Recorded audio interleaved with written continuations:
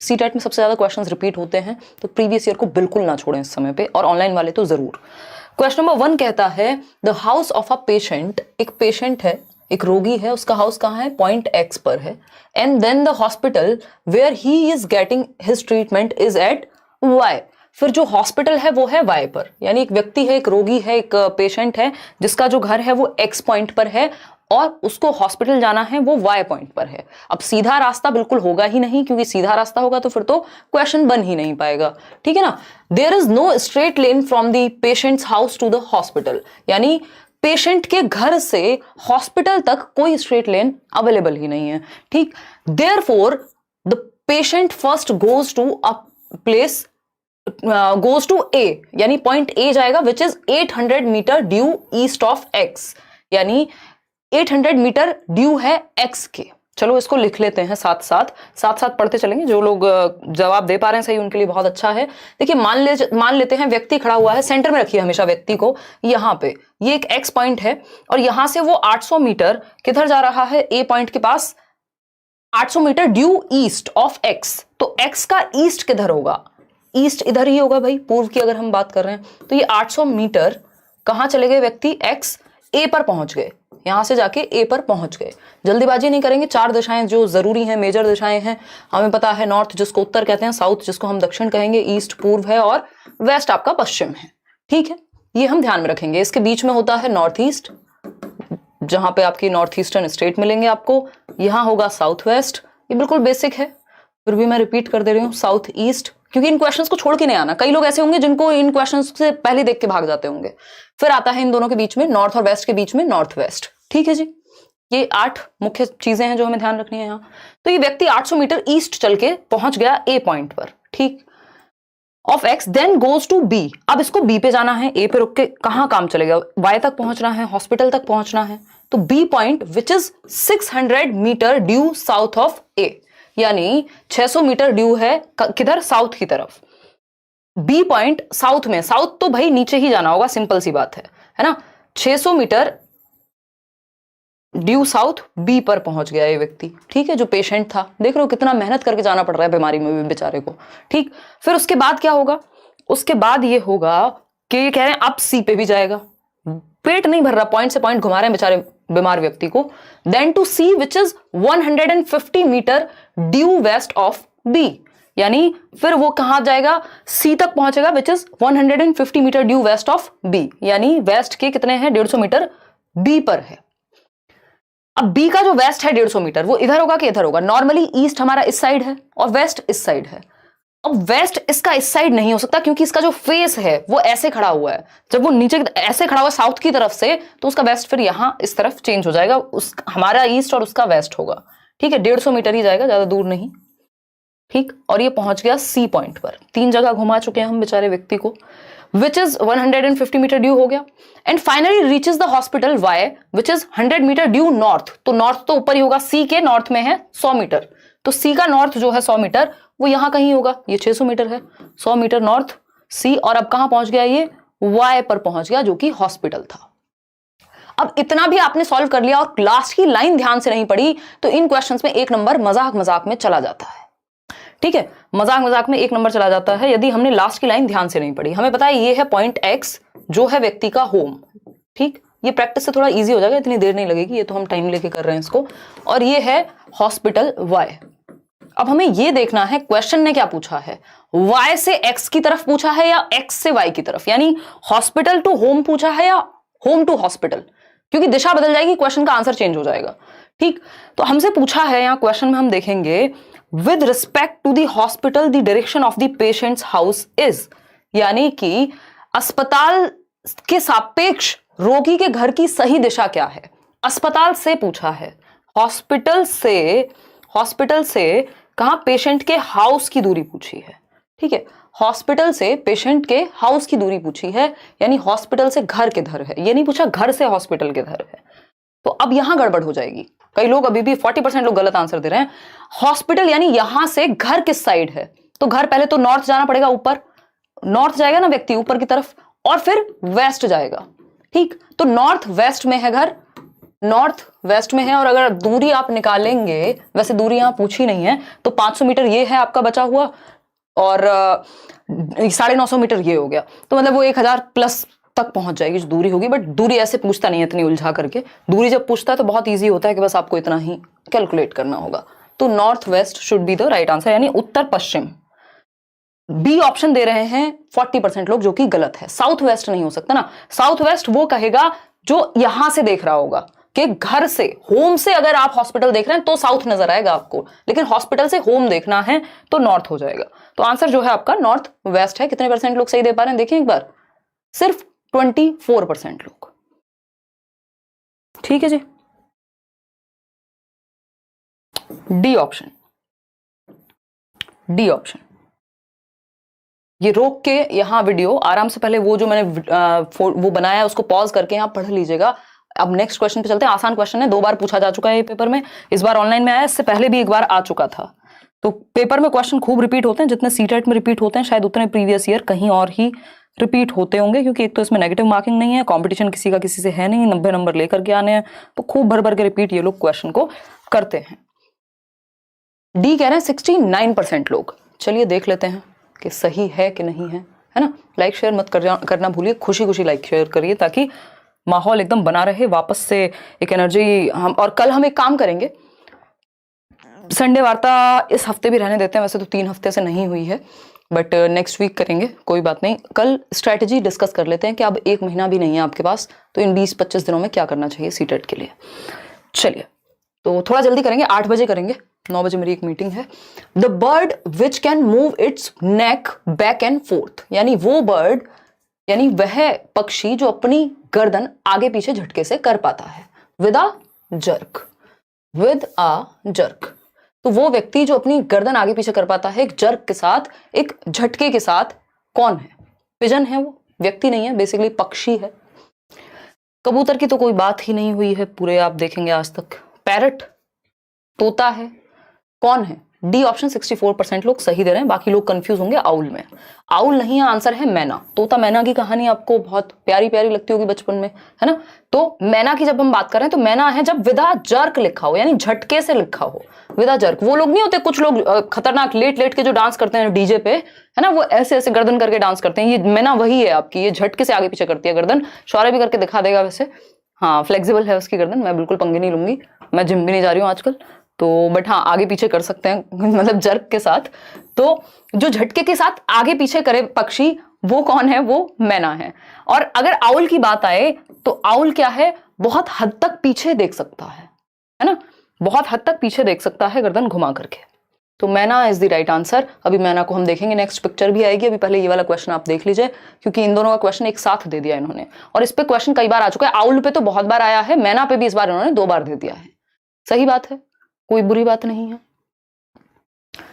देखिएगा, अगर हम बात करते हैं, अगर हम क्या करते हैं बात किसकी? क्वेश्चन नंबर 3 की। क्वेश्चन नंबर 3 में क्या बात चल रही है देखिए, कोई बर्ड है, यानी वह bird, the bird which can rotate its neck backward to a large extent, यानी अपनी गर्दन को पीछे तक घुमा सकने वाला पक्षी, बहुत हद तक जो पीछे घुमा पाए, टू अ लार्ज एक्सटेंट, गर्दन बहुत हद तक पीछे ले जा पाए।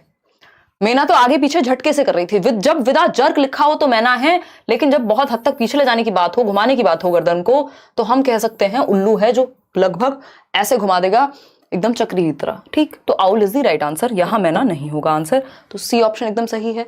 अब उल्लू और मैना दोनों को देख लेते हैं, शायद आप पहचान पा रहे होंगे। उल्लू को तो कई लोग पहचान ही गए होंगे, ऐसा लग रहा होगा उन्हीं की छवि दिख रही होगी, अपनी ही छवि देख पा रहे होंगे, है ना। मजाक करूं, दिल पे नहीं ले जाना है, बट क्या है ये, अपनी छवि उल्लू में नहीं देखनी है, मैना में देख लेनी है। किसी का मन करे कोई नाइट आउल हो, रात को ही जग के पड़ता हो मेरे जैसा, तो वो अपने आप को देख सकता है, बट उल्लू में नहीं, नाइट में, क्योंकि उल्लू रात को जगता है, ऐसा सुनते हैं हम, है ना। चलिए आते हैं, देखिएगा, अगर हम बात करें किसकी, तो मैना है ये जो आगे पीछे जर्क के साथ, झटके के साथ आगे पीछे करेगी गर्दन को, जल्दीबाजी में नहीं रहना है, ठीक। मैना और आउल है आपका यहां, उल्लू जिसको हम कह रहे हैं, ये क्या है? टू अ लार्ज एक्सटेंट, इसने गर्दन अभी भी पूरी ऐसे घुमाई हुई है पीछे की तरफ, ठीक, या जैसे आप कहना चाहें, तो ये क्या है? झटके के साथ नहीं, बल्कि लार्ज एक्सटेंट तक, बहुत हद तक पीछे मुड़ के देख पाता है। क्या हुआ, कैसे आवाजें निकाल रहे हो, गले में दिक्कत है, पियो कोल्ड ड्रिंक तुम। देखिए अगर हम बात करें, ठीक, आगे बढ़ते हैं, क्वेश्चन नंबर 4 देखते हैं। ये 2 क्वेश्चन एक साथ आ गए।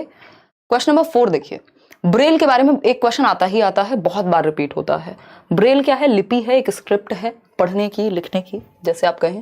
द ब्रेल स्क्रिप्ट, और किसके द्वारा यूज होती है, ब्लाइंड या फिर विजुअली चैलेंज्ड लोग, जिनको देखने में दृष्टिबाधित जो लोग हैं। The braille script is used visually impaired by visually impaired persons। मैं इतनी थक गई हूँ ना पिछले 2 दिनों में, मैं सो भी नहीं पाई हूँ ठीक से, क्या बोल कुछ रही हूँ, निकल कुछ रहा है। देखिए, ब्रेल लिपि का उपयोग दृष्टिहीन व्यक्तियों द्वारा किया जाता है। इस प्रकार की लिपि में मोटे कागज पर, अभी मैं दिखाऊंगी भी आपको, मोटे कागज पर उभरे हुए बिंदु बने होते हैं, जिनको उभरे हुए होंगे तो जिनको देखने में दिक्कत है वो टच करके फील कर लेंगे। तो ये क्या टैक्टाइल मटीरियल है, इसको टच एंड फील मटीरियल कहेंगे। Because of these raised dots, ये जो डॉट्स हैं जो उभरे हुए होते हैं कागज पर, तो उनको टच कर लेगा वो व्यक्ति जिसको देखने में दिक्कत है। The visually impaired persons can read by running their fingers on them. This script is based on, ये जो स्क्रिप्ट है ये किस पर बेस्ड है, ये पूछा है। Based on 10 points, 8 points, 6 points, 4 points, क्या सबको पता है 85% लोगों को, सिर्फ 15% लोग हैं, मतलब कई हजार लोग अभी भी हैं जिन्होंने इसको भी गलत किया। ये हम लास्ट सेशन में भी रिपीट हुआ है, ये क्वेश्चन कई सेट्स में 6 बिंदुओं पर आधारित है। जैसे आपका ए है तो इसमें ए 6 पॉइंट, कोई भी लेटर बनेगा तो उसमें 6 पॉइंट चाहिए होंगे, जिसको टच एंड फील करके आप समझ जाएं। और ये किसने दी थी, लुई ब्रेल ने 1800s में दी थी, जब उनको उनकी आंखों की दृष्टि चली गई थी। पढ़ते वो अपने पिताजी के टूल्स के साथ खेल रहे थे, शायद कारपेंटर या कुछ, तो उनके पिताजी का इस तरह का काम रहा होगा, तो वो खेल रहे थे उनकी वर्क स्पेस में, और उनको कोई आंखों को टूल लगा और उनकी आंखों की रोशनी चली गई। तो उन्होंने कुछ टीनेज में ही अपने ये ब्रेल लिपि को इजाद किया, जैसा कि आप देख पा रहे हैं सामने। ये क्या, एक पेपर पे जैसे मान लीजिए कील से उभार दिए गए हों पॉइंट्स, तो इन पॉइंट्स को उभार करके लिखा जाता है। ये लेटर्स बने हुए हैं जो शायद मैं और आप ना पढ़ पा रहे हूं, बट जिनको ब्रेल लिपि आती है वो टच और फील करके इनको पढ़ जाएंगे या पढ़ लेंगे। कंप्यूटर में भी इसका प्रयोग होता है। तो दी किसने, लुइस ब्रेल, 1800s में उनकी आंखों में दिक्कत हुई थी और उन्हीं के नाम पे इसका नाम ब्रेल लिपि पड़ा है। 6 रेज्ड डॉट्स होते हैं, याद रखेंगे, उभरे हुए पॉइंट्स हैं, ऐसा नहीं है फ्लैट नहीं है, रेज्ड डॉट्स, ठीक है, 6 रेज्ड डॉट्स। क्लियर है, आगे बढ़ेंगे नेक्स्ट क्वेश्चन पे। क्वेश्चन नंबर 5 देखेंगे, एक बार देखिएगा, जवाब दीजिएगा क्वेश्चन नंबर 5 का।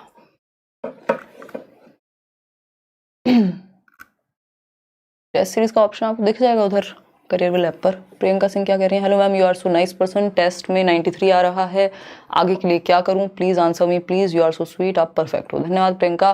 प्रियंका, टेस्ट से ज्यादा ध्यान अभी इस बात पे देना है कि जितना हो सके प्रीवियस ईयर को एनालाइज करो, एक एक टॉपिक जो प्रीवियस ईयर में है वो आपको अच्छे से आता हो, नंबर अपने आप आ जाएंगे फिर, ठीक है। क्योंकि इसमें ऐसा नहीं है आपको कोई टाइम मैनेजमेंट बहुत ज्यादा सीखना है ना, बहुत ज्यादा नहीं सीखना पड़ेगा, बट 2-4 टेस्ट अगर दे लिए हैं तो ठीक है, अब ज्यादा परेशान नहीं होना, देते रहो। बट कॉन्फिडेंस अगर डाउन हो रहा है तो छोड़ दो उस चीज को और फोकस करो कि आपको जितने भी एनालिसिस पे फोकस करना है उस क्वेश्चन पेपर के, कि एनालाइज करके आपको पता हो कि गलती कहां हो रही है, किस तरह के सवालों में। There is a state in our country, यानी हमारी कंट्री में एक स्टेट है, और हिंदी इंग्लिश के पैसेज पे फोकस करो, वहां से नंबर बढ़ेंगे।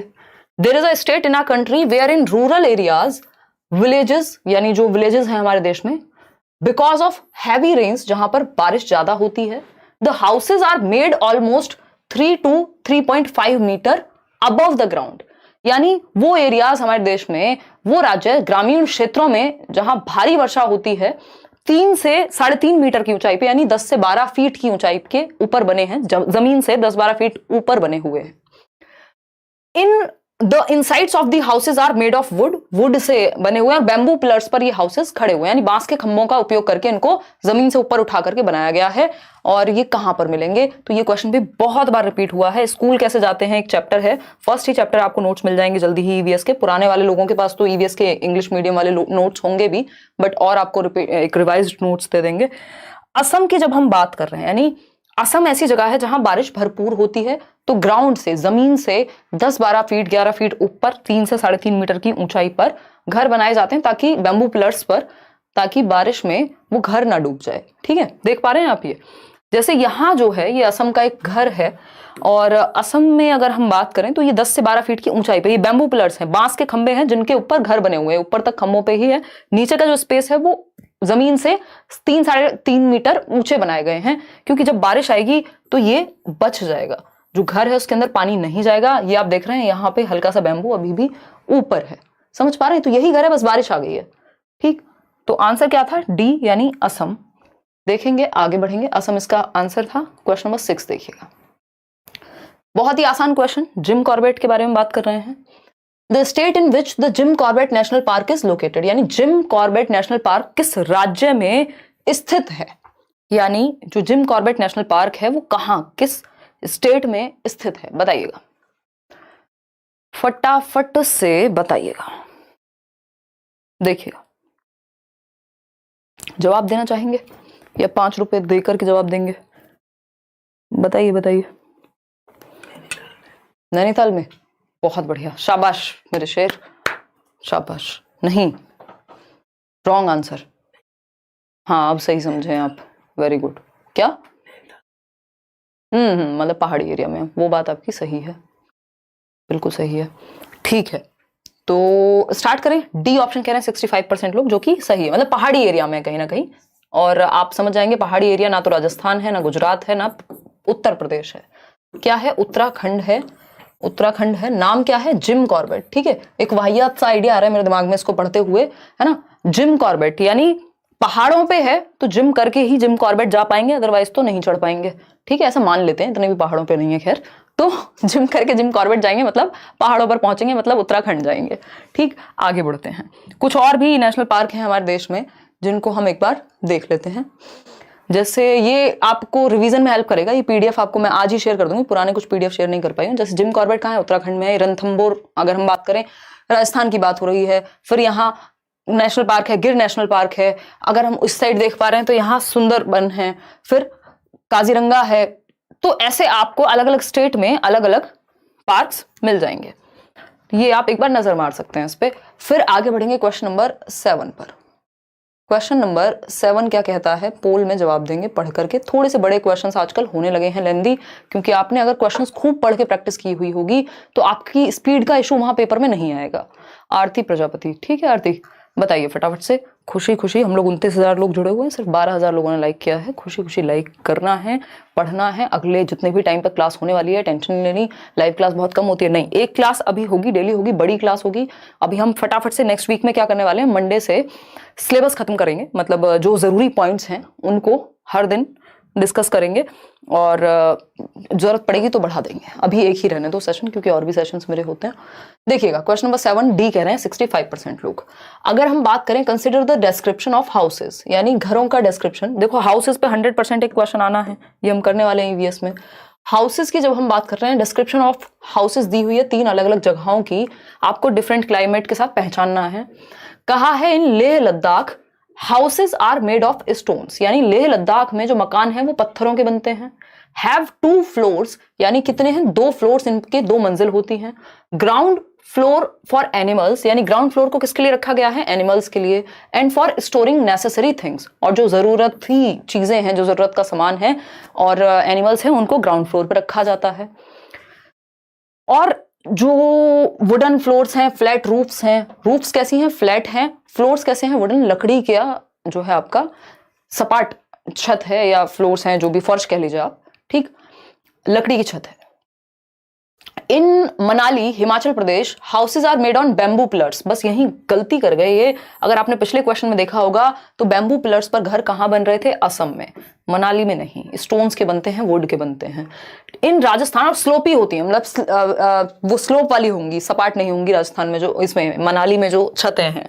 सी ऑप्शन है, in Rajasthan people in rural areas live in mud houses with roofs of thorny bushes. बिल्कुल सही बात है, जो थॉर्नी बुशेस हैं, कंटीली झाड़ियां हैं, उनसे मकान बनाया जाता है राजस्थान में, जो छत है उसकी, और मड का प्रयोग करके, यानी मिट्टी का प्रयोग करके, चिकनी मिट्टी और इन सब का जो भी प्रयोग करेंगे और घर बनेंगे। ये हम पढ़ चुके हैं। ए और सी सही है, बी गलत है।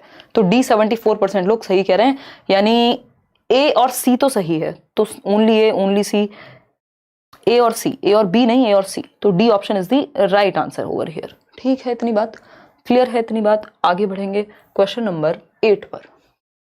पढ़िएगा, आसान सा क्वेश्चन है, जल्दी से सॉल्व हो जाएगा। बहुत आसान क्वेश्चन कहेंगे हम। देखिए, consider the following organisms, crocodile, एक लिस्ट दी हुई है और ऑड वन आउट पहचानना है आपको, यानी जो दूसरों से अलग हो। ठीक है, बताइएगा। मैथ वाली क्लास बहुत कम होती है, करा देंगे ज्यादा, अभी सर की थोड़ी सी तबीयत डाउन है, मैं एक बार आज बात कर लूंगी, करा देंगे। कंसिडर द फॉलोइंग ऑर्गेनिजम्स, कुछ जीव हैं, जैसे कि कौन से जीव हैं वो? क्रोकोडाइल यानी मगरमच्छ, क्रो यानी कौआ, डक, आगे बढ़ेंगे बत्तख के बाद है फिश यानी आपकी मछली, और टॉर्टोइज जिसको हम कछुआ कह रहे हैं। सबका थोड़ा थोड़ा संबंध पानी से है। क्रोकोडाइल भी पानी में रह लेता है, क्रो तो नहीं रह पाता है, बिल्कुल सही कह रहे हैं शौर्य सिंह, है ना। क्रो क्या है, वो पानी में नहीं रहता, पानी में थोड़ी ना देखा होगा कौआ तैरता हुआ आप उठा के ला रहे हैं, बेहोश हो गया पानी में चला गया था, पानी में नहीं जाएगा। ठीक, डक जो है उसका पानी से संबंध है, फिश का भी पानी से संबंध है, टॉर्टोइज का भी पानी से संबंध है, लेकिन क्रो का कोई संबंध नहीं है। तो आंसर क्या हो गया, यही ऑड वन आउट है। ठीक है जी। अब यहां पे लिख देता उड़ने वाले पक्षियों की बात हो रही होती है और फिश लिख देता तो वो अलग हो जाता, भाई फिश को कब उड़ते हुए देखा आपने। ठीक, आगे बढ़ेंगे, क्वेश्चन नंबर 9 देखिएगा एक बार। इस तरह के क्वेश्चंस बहुत ही ज्यादा बढ़ गए हैं आजकल पेपर में आपके। किस तरह के, इनको मैं कहती हूँ वो जो मीम नहीं चलता, जब रामायण बहुत चल रही थी हम लोग देख रहे थे बचपन में भी, खैर हम लोगों ने काफी देखी है, बट लॉकडाउन के टाइम पे तो आजकल मीम का जमाना है, तो इंटरनेट पे एक मीम वायरल हुआ था बहुत, है ना, कि ये दुष्ट प्राणी है प्रभु, इसके पेट पर बाण मारिए, तो ऐसा कुछ था मतलब। तो कुल मिला के पहले क्वेश्चंस जो है आसान बनते थे, सीधे बनते थे। अब क्या हुआ है कि अब कह रहे ऐसे नहीं मरने वाला, है ना, कि ये क्वेश्चन तो सॉल्व हो जाएगा, आसान पूछ लिया तो सीधे सीधे पूछ लिया, कितने पॉइंट्स होते हैं ब्रेल में, एक काम करो 4 ऑप्शन और डालो, 4 से काम नहीं चल रहा, पेट में बाण मारो प्रभु, तब जाके काम चलेगा। तो ये बाण वाले क्वेश्चंस हैं जो आपको थोड़ा सा और मुश्किल करते हैं चीजों को, या और परेशान करते हैं। देखिएगा, खैर ये मजाक की बात हुई। नोट्स से पढ़ के एक बार आरती और फिर देखो उसको सेशन को दोबारा देखिएगा। अगर हम बात करें, और प्रीवियस ईयर को बिल्कुल मत छोड़ना आरती, प्रीवियस ईयर जरूर कर लो, चाहे दुनिया के किसी कोने से पढ़ा हुआ आपने। सी ऑप्शन कह रहे हैं 68% लोग। देखते हैं, अ हर्ड में have 20 to 25 female elephants and young ones. याद कीजिए, हाथी वाला चैप्टर है, आपके नोट्स में भी गिवन है, अभी हिंदी मीडियम वाले नोट्स भी मिलेंगे, उसमें भी गिवन होगा। Male elephants live in the herd till they are 4 or 5 years old. An adult elephant can eat more than 100 kg of leaves and twigs. ये बात सही है। एलिफेंट हर्ड में जो ओल्डेस्ट फीमेल होती है उसी की चलती है, ये बात भी सही है। 68% लोग सी उत्तर दे रहे हैं, सी एंड डी को सही मान रहे हैं। तो फर्स्ट वाला तो चलो हमने मान लिया, जो फर्स्ट वाला ऑप्शन है वो एकदम गलत है, क्योंकि ऐसा नहीं होता कि 20 से 25 लोग होते हैं हर्ड में। ठीक है, चलिए आगे। दूसरा, ये लगभग आई थिंक 14-15 वर्ष तक रहते हैं, 4-5 साल तक नहीं, जितना मुझे याद आ रहा है। तो ये दोनों गलत हैं, सी और डी ही सही हैं, तो ये दोनों सही आंसर में आएंगे, सी एंड डी, सी और डी। ठीक है, सी एंड डी सही उत्तर है। आगे बढ़ेंगे, क्वेश्चन नंबर 10 देखिएगा। बी कीपिंग, ये इतना रिपीटेड क्वेश्चन है हर बार, वो जो एक अमृता वाला चैप्टर है ना आई थिंक, जिसमें वो बी कीपिंग की बात होती है, तो बी कीपिंग पे क्वेश्चन हर बार आता है कि मधुमक्खी पालन का कौन सा समय है, बिहार में मधुमक्खी पालन होता है, और शहद की बात होगी उसमें, और कब से कब तक होता है, ये तो बहुत बार पूछा जा चुका है। बताइएगा, जवाब दीजिएगा। For the people of Bihar the best period to start beekeeping, यानी मधुमक्खी पालन का बेस्ट समय कौन सा है बिहार के लोगों के लिए। सीधा चैप्टर में से उठाया हुआ क्वेश्चन है, अक्टूबर टू दिसंबर, जब आपका पेपर हो रहा हो उसी के आसपास याद रखिएगा कि अभी सर्दियां चल रही हैं, तो सर्दियों में ही, मतलब सर्दियां आते आते अक्टूबर टू दिसंबर बेस्ट समय है बी कीपिंग का, मधुमक्खी पालन का। ठीक है, 80% लोग क्या अप्रैल टू जून बोल रहे हैं, डी बोल रहे थे ना, फिर ठीक है, मैंने कहा मुझे चक्कर आ गए। देखो एक क्वेश्चन ये भी आना ही है, टाइम, डिस्टेंस, स्पीड का, तो इसको भी हमें दिमाग में बिठा लेना है कि इजी है, इसको देख के डरना नहीं है कि टाइम कैसे निकालेंगे, निकाल लोगे, अभी समझ लेंगे कि कैसे निकालोगे टाइम, डोंट वरी, टाइम कैसे निकालना है अभी समझेंगे। मैम बच्चा क्वेश्चन है, हाँ वो बच्चा क्वेश्चन है बिल्कुल, लेकिन बच्चे क्वेश्चंस में अगर आपके नंबर गए ना पेपर में, तो कोई रक्षा क्वेश्चन भी आपको नहीं बचा पाएगा, है ना, मतलब कोई कितना भी बड़ा क्वेश्चन हो, अगर आसान क्वेश्चन आप पेपर में गलत करेंगे तो आपका फेल होना निश्चित है। क्यों? क्योंकि आसान क्वेश्चन तो सभी गलत करेंगे। देखिएगा,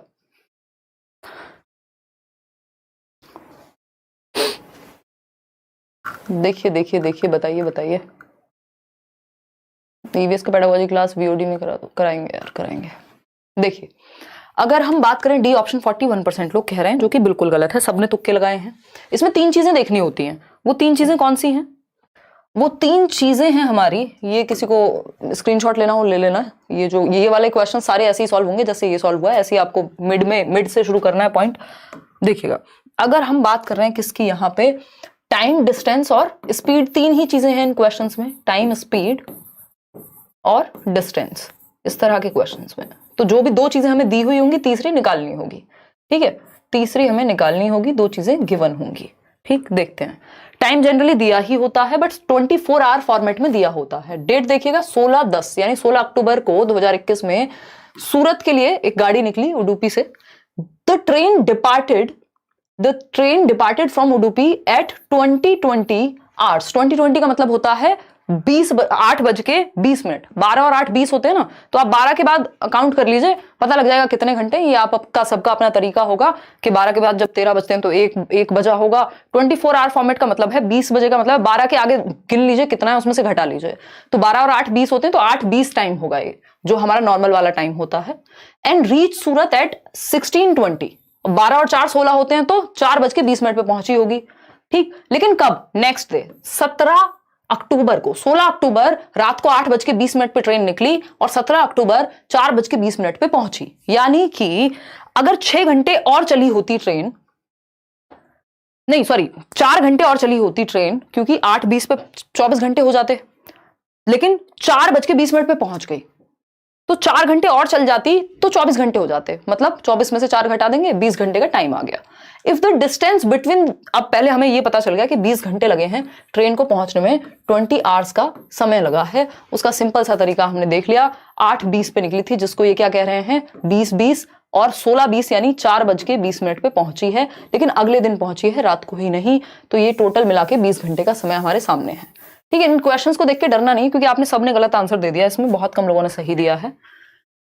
अब if the distance between the 2 city station is 1440 kilometre, 1440 kilometre का डिस्टेंस है दोनों सिटीज के बीच में। यानी दूसरी चीज हमें क्या दे दी, सेम क्वेश्चन है ये मान लो पेपर बिल्कुल पहले से पता है आपको, आउट वाली बात है, आपको पहले से पता है कि ये क्वेश्चन आना ही है। 1440 किलोमीटर का, बस नंबर्स चेंज करेगा, डिस्टेंस दे दिया। ठीक, टाइम दे दिया 20 घंटे का, स्पीड पता करनी होगी। क्या पूछा है, the average speed of the train. अब इस बार से क्या किया इन्होंने, थोड़ा मुश्किल कर दिया है। पहले सीधा किलोमीटर प्रति घंटा में निकलेगा, क्योंकि टाइम हमारा किलोमीटर आवर्स में है, 20 घंटे की बात हो रही थी ना।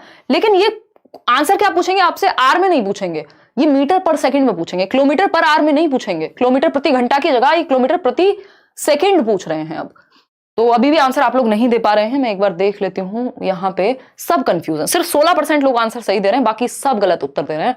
कोई बात नहीं, देखते हैं, ये क्वेश्चंस देख के डरना नहीं है। ठीक, देखते हैं। लास्ट टाइम भी हमने डिस्कस किया था, डिस्टेंस का हमें पता चल गया, स्पीड हमें नहीं पता। सिंपल है, डिस्टेंस से डिवाइड करते हैं, डीटीएस हम कहते हैं इसको। डीटीएस फॉर्मूला को एक साइड लिख लीजिएगा। डीटीएस बोले तो डिस्टेंस बराबर टाइम अपॉन स्पीड, डीटीएस। जिसको फॉर्मूला याद ना रहता हो ऐसे रख लीजिएगा। ठीक, अब डिस्टेंस कितना है, उल्टा बोल दिया मैंने, ये यही होता है मेरा, हर रोज मैं यही करती हूँ। इसमें देखिएगा टीडीएस होगा, एसडीटी, उल्टा फॉर्मूला मत याद कर लेना, फिर कहोगे मैंने यही बताया था। ठीक है, एसडीटी यानी स्पीड बराबर डिस्टेंस अपॉन टाइम। ठीक, अगर हम बात करें तो डिस्टेंस है 1440 किलोमीटर। वैसे भी डिस्टेंस ही सबसे बड़ा होता है नंबर्स में, तो इसी को डिवाइड कर सकते हैं। टाइम कितना है, 20 घंटे का। स्पीड हमें पता करनी है, इतनी बेसिक मैथ्स हमने पढ़ी है। 0 से 0 को कट कर लेंगे, और 2 सत्ते होते हैं 14, है ना, 2 7 जा 14 और 2 2 जा 4, तो 72 किलोमीटर पर आवर आई है। जो आंसर आया है वो 72 किलोमीटर पर आवर आया है। बट हमने क्या किया, 72 देख के आंसर लगा दिया, और ये एक जगह पे जरूर दिया हुआ होगा इन्होंने। सबसे पहला आंसर देख रहे हो, ये आपको भटकाने के लिए विनोद, ये भटकाने के लिए 72 मीटर प्रति सेकंड इसीलिए लिखा है, क्योंकि आपका 72 आंसर आएगा और आप देखेंगे नहीं कि किलोमीटर पर सेकंड है, ये किलोमीटर प्रति घंटा है कि मीटर पर सेकंड है। तो अब हमें इसको, एक आंसर जरूर मिलेगा आपको जो आपका आया होगा, लेकिन उसमें कुछ और है। तो किलोमीटर प्रति आवर लिखा हुआ है। अब सिंपल कुछ नहीं करना, इस किलोमीटर पर आवर में 5/18 से क्या कर देना है, गुणा, आ जाएगा, मीटर पर सेकंड में चेंज हो जाएगा। ये 5/18 से हम करेंगे तो 18 चौक होते हैं 72 यानी 18 4 जा 72, और 5 चौक होते हैं 20 यानी 5 4 जा 20। तो आंसर क्या आ गया, 20 मीटर पर सेकंड। मैथ्स मेरा सब्जेक्ट नहीं है, जमाने हो गए छोड़े हुए, 12th में लास्ट टाइम पढ़ा था, मतलब उसके बाद थोड़ा बहुत प्रेपरेशन टाइम पे पढ़ा होगा, बट ईजी है ये, उतना मुश्किल नहीं है। अगर मैं आपको बता पा रही हूँ इसका मतलब ईजी ही होगा। है ना। खैर कैलकुलेशन मेरी ठीक रही है बचपन से। आगे बढ़ते हैं। तो ये क्या है, 20 मीटर पर सेकेंड आंसर है। आप कृपा करके सही उत्तर दीजिएगा, सिर्फ 12% लोग सही दे रहे थे। आंसर क्या है, 20 मीटर पर सेकेंड, 20 मीटर पर सेकेंड। ठीक है जी, कोई दिक्कत नहीं है, बहुत बढ़िया। राज कह रहे हैं ये हैं बेगूसराय से, 20 मीटर पर सेकेंड। तो प्लीज इसका ध्यान रखिएगा कि आपने किलोमीटर पर आवर में निकाला होगा और यहां मीटर पर सेकेंड होगा। ठीक, देखिएगा आगे बढ़ेंगे। क्वेश्चन नंबर 12, नहीं तो आप एक नंबर बेवजह चला जाएगा। क्वेश्चन नंबर 12 देखिए और पोल में जवाब दीजिए। पैर बिल्कुल स्टिल रखिए।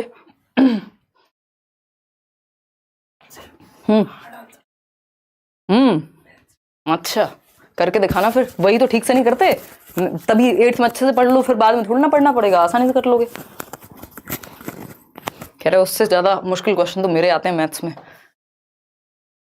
देखिएगा, भाग से डर लगता है मैथ में, भाग से डर लगता है, मतलब डिवीजन से कह रहे हैं, सुजीत कह रहे हैं। तो इजी, उसको तोड़ के भी तो कर सकते हैं ना। इतना मुश्किल आपसे मैथ्स थोड़े ना जानना है उनको, है ना। बेसिक एक एप्टीट्यूड जानना है थोड़ा सा, तो वो तो हम 20 का नहीं भी आता होगा टेबल, वैसे सबको आता है, तो भी 2 से कर लेना। देखिएगा 12 की अगर हम बात करें, on the map of India, यानी इंडिया के मैप पे, ये भी क्वेश्चन फिक्स है। देखो मैप का क्वेश्चन फिक्स, कल मैं वैसे इस पे स्ट्रेटजी पे बात करूंगी, टाइम डिस्टेंस का, डायरेक्शन का, ये 3 4 5 क्वेश्चन बिल्कुल फिक्स हैं, और उसके अलावा रिपीट होते हैं एनसीईआरटी वाले। फिर on the map of India, if you draw a straight line, आप एक स्ट्रेट लाइन ड्रॉ कर रहे हैं, क्या हुआ? हाँ तो शांत रहो ना सौरभ, बाकी लोग भी तो सीख रहे हैं बाबू, बता देना, बता दो, तुम अपना पोल में जवाब दे दिया करो। हाँ ठीक है, देखेंगे।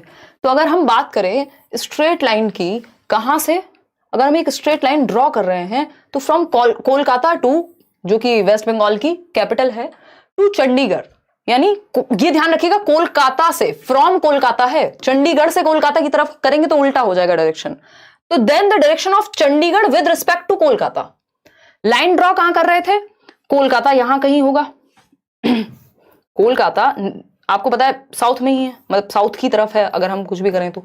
ठीक, अब कोलकाता से आप लाइन ड्रॉ कर रहे हैं किधर, चंडीगढ़ की तरफ, तो ऊपर जाके वो भी चंडीगढ़ यहां कहीं होगा, दिल्ली के इधर, तो ऊपर जाना पड़ेगा और वेस्ट की तरफ जाना पड़ेगा। ठीक, अब पूछा क्या है, Chandigarh, direction of Chandigarh with respect to Kolkata, बताइए। 40% लोग आंसर क्या दे रहे हैं, डी ऑप्शन के नॉर्थ वेस्ट होगा। हिंदी में भी पढ़ लेते हैं, यदि आप भारत के मानचित्र पर कोलकाता और पश्चिम बंगाल की राजधानी से चंडीगढ़ तक कोई सरल रेखा खींचते हैं, चलो स्ट्रेट लाइन मार दो आप, ठीक, तो कोलकाता के सापेक्ष चंडीगढ़ की दिशा क्या होगी, कोलकाता के सापेक्ष, फिर से पढ़ लीजिएगा, direction of Chandigarh with respect to Kolkata. अब ये सारा कहानी क्या है, with respect to Kolkata, Kolkata से पूछा है, ठीक है ना, कोलकाता से पूछा है, तो कोलकाता से तो नॉर्थ में ही होगा ना चंडीगढ़ हमेशा, अगर चंडीगढ़ से पूछा होता तो साउथ हो जाता। तो अगर हम बात कर रहे हैं यहाँ नॉर्थ होगा, और इस साइड आ रहे हैं क्योंकि इसको वेस्ट कहते हैं, तो वेस्ट होगा, तो ईस्ट नहीं होगा, नॉर्थ वेस्ट होगा, सिंपल, डी ऑप्शन। सिर्फ 40% लोग भी सही उत्तर नहीं दे पाए, हल्का सा घुमाया है उसने। मैप लगा लो, फोन पे लगा लो, कहीं तो लगा लो, सामने दीवार पे लगा लो, फेस पे लगा लो अपने, है ना, टैटू बनवा लो मैप का, ताकि रोज देखो हर टाइम और दिमाग में आइडिया रहे कौन सी चीज कहाँ है। ठीक, डी ऑप्शन। अगर हम इसको ऐसे देखना चाहें तो देख सकते हैं, आप ये गूगल मैप पे भी डाल सकते हैं। मेरा मन था कोलकाता जाने का, बस 1800 किलोमीटर दिखाया था, ज्यादा नहीं, है ना, मतलब इन दोनों के बीच का जो डिस्टेंस है वो 1800 किलोमीटर है, और 300 ऐड कर लीजिएगा, हमारे यहाँ से 2100 हो जाएगा, या जितना भी है दिल्ली, मतलब स्पेस ऐड करके, कम होना चाहिए वैसे, क्योंकि इनको दिल्ली से होते हुए जाना है, तो दिल्ली का और कम होगा। अगर हम बात करें किस चीज की, तो यहाँ पे कोलकाता से, आजकल तो इतनी बढ़िया बढ़िया चीजें हैं, कोलकाता से दिल्ली पहुंच रहे हैं, तो स्ट्रेट लाइन भी अगर ड्रॉ करेंगे तो सिंपल है कि नॉर्थ में जाना पड़ेगा और वेस्ट में जाना पड़ेगा, क्योंकि ये सेंटर में नहीं है ना चंडीगढ़, इधर जाते तो ईस्ट हो जाता, तो नॉर्थ वेस्ट हो गया आंसर।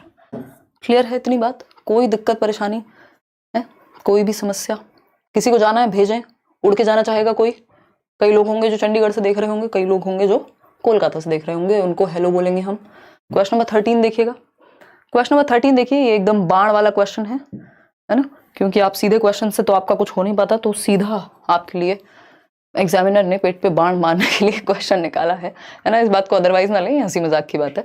देखिए, ताकि आपको याद रहे कि ये क्वेश्चन है, लेकिन इससे डरना नहीं है, ठीक है। करा दो मैराथन हर सब्जेक्ट की, करा देंगे इस वीक, आने वाले वीक में एटलीस्ट करा देंगे। Select from the following correct sequence of growing the onion crop. Onion crop, इस पे भी इस बार इन्होंने क्वेश्चन पूछे हैं कि कोई भी फसल उगानी है तो कौन सा सीक्वेंस सही होगा।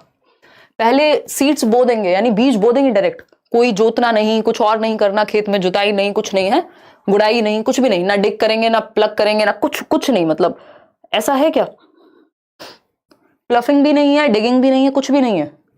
तो ये फर्स्ट स्टेप नहीं होता कि सीधा बीज बो दिया जा करके, है ना। सीधा बीज सिर्फ लड़ाई का बोया जाता है खेत में, उससे पहले और काम करने पड़ते हैं, ठीक है। तो digging to loosen the soil, ये बात हमें सही लग रही है कि गुड़ाई करना, मृदा को पहले थोड़ा नरम करना ताकि उसमें बीज बोया जा सके। तो ये तो फर्स्ट स्टेप होगा ही होगा, ठीक। फिर अब क्या करेंगे, वीडिंग, खरपतवार निकालेंगे। पहले फसल तो बोएंगे, तो पहले आप नरम बनाएंगे, फिर उसके बाद क्या करेंगे, उसमें बीज बोएंगे, ठीक। फिर ड्राइड लीव्स को कट कर देंगे, नहीं, उससे पहले खरपतवार निकालेंगे भी तो सही। जब वो एक्स्ट्रा जो घास मिट्टी, जो भी घास या प्लांट्स वहां एक्स्ट्रा वीड्स आ जाएंगे, उनको हटाएंगे। फिर ड्राइड लीव्स जो हैं उनको कट करेंगे टॉप ऑफ अनियन के ऊपर से, और यूज करेंगे, खाएंगे, पिएंगे, मजे करेंगे। तो फर्स्ट स्टेप क्या है ये, अच्छा, plucking the onion.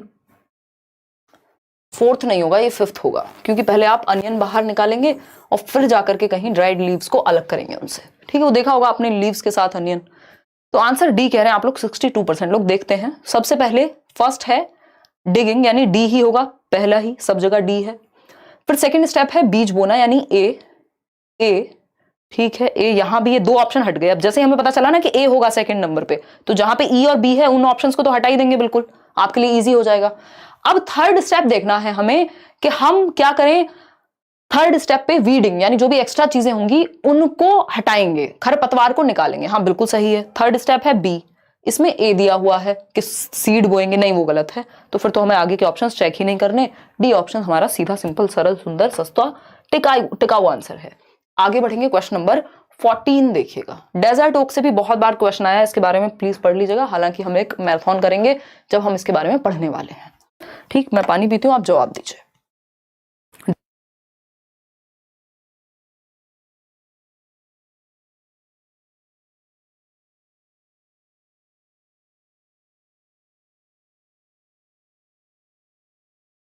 Pure English में नोट्स आपके अब सीडीपी के, अभी तो नहीं, बाद में कभी और देंगे, बट आप उसी को पढ़िए अभी।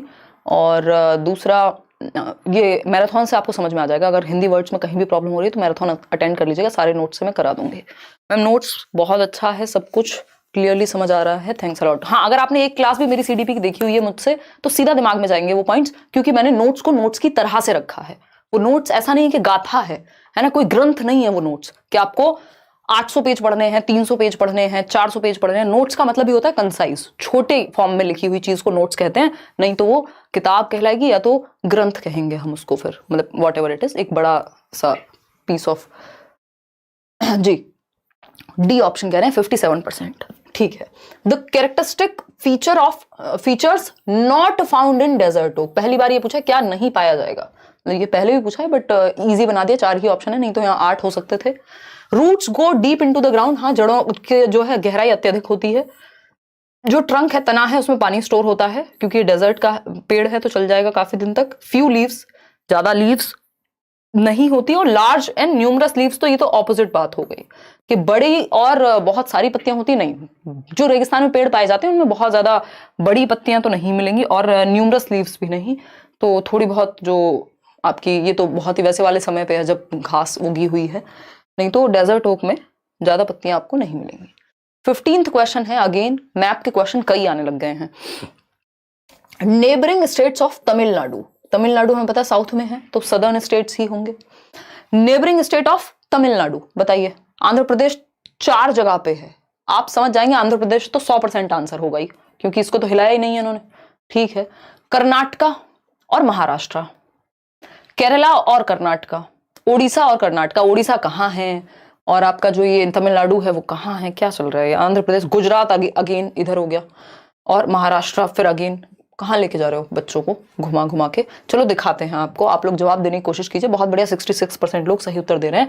बात हो रही है आंध्र प्रदेश के नेबरिंग स्टेट्स, तो इसमें टोटल मिलाकर के कितने स्टेट्स हैं, केरला, कर्नाटका, ओडिशा, गुजरात, महाराष्ट्र, तो 5 स्टेट उसके अलावा दिए हुए हैं। ये पुराना मैप है, अभी तो ये बाइफर्केशन हो गया जम्मू एंड कश्मीर का।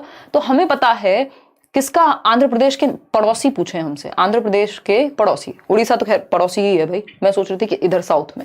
उड़ीसा बिल्कुल पड़ोसी है, मान लिया। ओ, आंध्र प्रदेश के पड़ोसी ने भैया, तमिलनाडु के, तमिलनाडु, तो फिर तो उड़ीसा कहीं से कहीं तक नहीं आएगा। बिल्कुल ठीक बात कही हमने। देखिए, तमिलनाडु के पड़ोसी देश बोल रही हूँ, स्टेट्स चाहिए, दिमाग कहाँ है मेरा पता नहीं। तो केरला तो है ही, बिल्कुल बगल में है तमिलनाडु के, ठीक, केरला है, कर्नाटका भी बिल्कुल बगल में है, और आंध्र प्रदेश भी बिल्कुल एडजेसेंट है। तो ये तीनों पहले हैं, महाराष्ट्र कहीं बाद में जाके, उससे पहले हम गोवा देख रहे हैं, कर्नाटका है, उड़ीसा भी बीच में आ रहा है, तो यहाँ आंध्र प्रदेश पास में है। तो सबसे पास में तीन है, वो है आंध्र प्रदेश, कर्नाटका और केरला, और तीन ही हमारे पास ऑप्शन में है, ठीक। तो आंसर क्या हो जाएगा यहाँ पे? तटीय क्षेत्र तो जरूर देख लेना, इनसे क्वेश्चन सबसे ज्यादा पूछे जाते हैं। देखिएगा, अगर हम बात कर रहे हैं यहाँ, तो हमें पता है महाराष्ट्र तो आंसर में नहीं आने वाला, कर्नाटका आएगा और केरला आएगा। कर्नाटका और केरला बी ऑप्शन में ही सही है, महाराष्ट्र सही नहीं है, यहाँ ये उड़ीसा सही नहीं है, और क्योंकि आंध्र प्रदेश के बाद आएगा उड़ीसा, गुजरात यहाँ सही नहीं है, ठीक। तो B option is the right answer. पहले ही हटा लिए पोल। चलिए क्वेश्चन नंबर 16 पर देखते हैं और पढ़ते हैं क्या कहता है क्वेश्चन नंबर 16। थोड़े से लेंदी क्वेश्चंस हैं, माना जाएगा ये बात को, लेकिन आसान हैं, उतने मुश्किल नहीं है, मतलब मॉडरेट ही कहेंगे। जवाब दीजिएगा। भाई मेरा फोन कहाँ है? बेच दिया, OLX पे बेच दिया। मैं चला रही थी। नहीं ब्रो, यहाँ तो कोई फोन नहीं है, आपको कोई गलत फहमी हुई है ब्रो, मैं तो इसे चला रही थी। चलो कोई बात नहीं, पड़ा होगा कहीं, बेचारा अकेला लावारिस। देखिएगा, अगर हम बात करें 39% लोग ए ऑप्शन कह रहे हैं। Mohan shares in the class that her father prepares kulhads. Mohan ने क्लास में कहा कि उसके जो पिताजी हैं वो कुल्हड़ बनाते हैं, यानी कुम्हार हैं, है ना। यही लास्ट क्वेश्चन में भी था। मिट्टी का काम करते हैं, ये कह सकते, कहा जाता है ऐसा, मतलब ऐसा ये नहीं है कि हम जाति की बात नहीं कर रहे हैं, यहाँ काम की बात कर रहे हैं। You want to teach students to prepare kulhads for drinking tea under the theme things we make and do. और आप चाहते हैं कि आप बच्चों को कुल्हड़ बनाना सिखाएं जब आप चाय पीने की बात कर रहे हैं एक चैप्टर में। तो विच of the following resources will you use, किस रिसोर्स का आप प्रयोग करेंगे। इससे आसान क्वेश्चन दुनिया में नहीं होगा इसमें ईवीएस के मामले में, कि मोहन ने कक्षा में बताया कि उसके पिताजी कुल्हड़ बनाते हैं। चीजें हम जो बनाते हैं और करते हैं, यानी जो जॉब्स की जब हम बात करते हैं, things we make and do जो एक थीम है, 6th थीम आपकी ईवीएस की 6 थीम बताओ फटाफट से। अपने घर वालों को पकड़ के बता दो जो आपके आसपास होंगे इस टाइम, कि मम्मी या पापा, बहन, भाई, चाचा, हुएवर इज अराउंड यू, के सुनो ईवीएस की 6 थीम्स होती हैं। कौन सी बताइएगा, बताओ। फूड सबसे, फैमिली, आपका जन्म हुआ फैमिली, फिर फूड चाहिए, फैमिली, फूड, फिर वाटर, पानी, फिर उसके बाद क्या, शेल्टर, यानी रहने को चाहिए कोई जगह, फिर आपको क्या करना है, ट्रेवल भी करना है, उसके बाद things we make and do. तो ये 6 आपके थीम है। ईवीएस के नोट्स भी आपको अगले 2 दिन में मिल जाएंगे, डोंट वरी।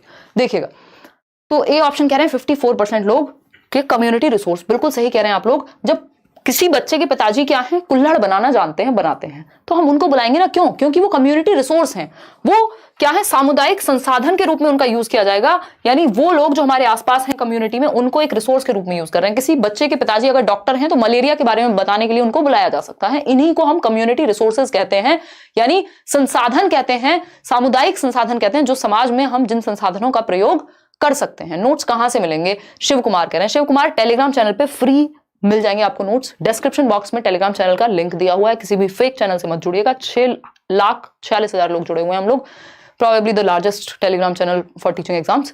तो उस केस में आप किसी भी फेक चैनल से मत जुड़िएगा। ये टेक्नोलॉजी रिसोर्सेज, मीडिया रिसोर्सेज नहीं।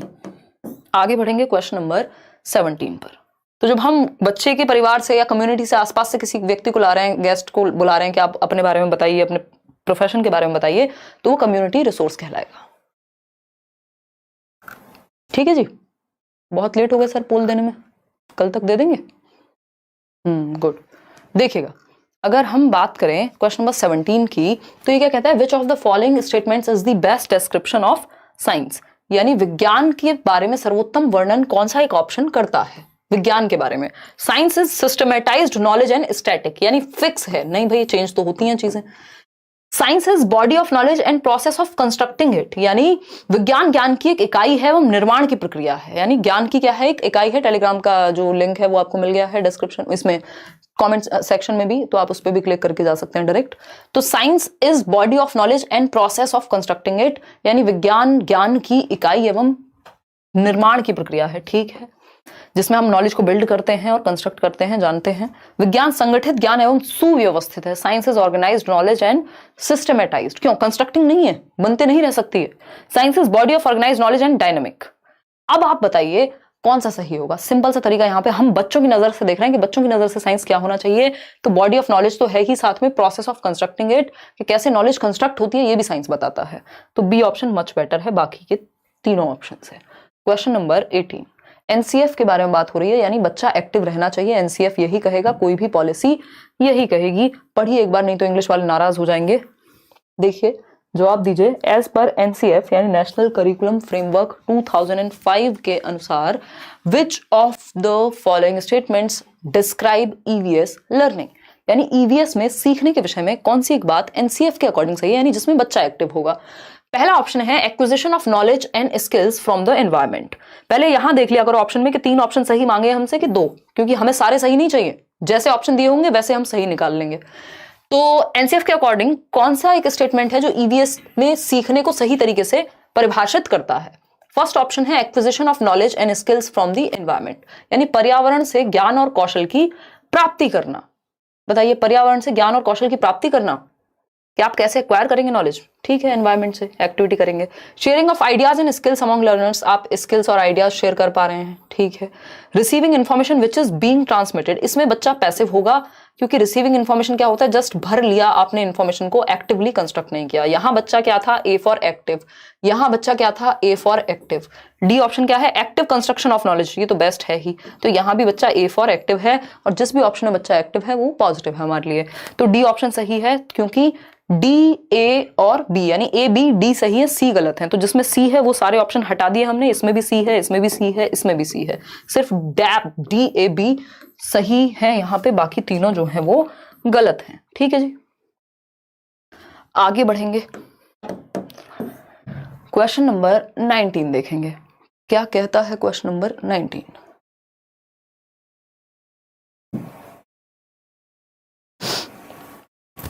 पढ़िएगा। विच of the following statements best describes EVS eight primary level, यानी निम्नलिखित में से कौन सा कथन प्राथमिक स्तर पर पर्यावरण अध्ययन की सर्वोत्तम व्याख्या करता है? बताइएगा। 68% लोग कह रहे हैं डी ऑप्शन। पर्यावरण अध्ययन की व्याख्या करने की बात हो रही है। रात होते ही सो जाते हो आप लोग, हैं, अच्छी बात है, बट थोड़ा पढ़ भी लो, अब पेपर आ रहा है।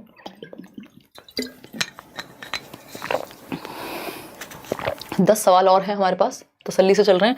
सी ऑप्शन कह रहे हैं, ज्यादातर लोग समझते हैं।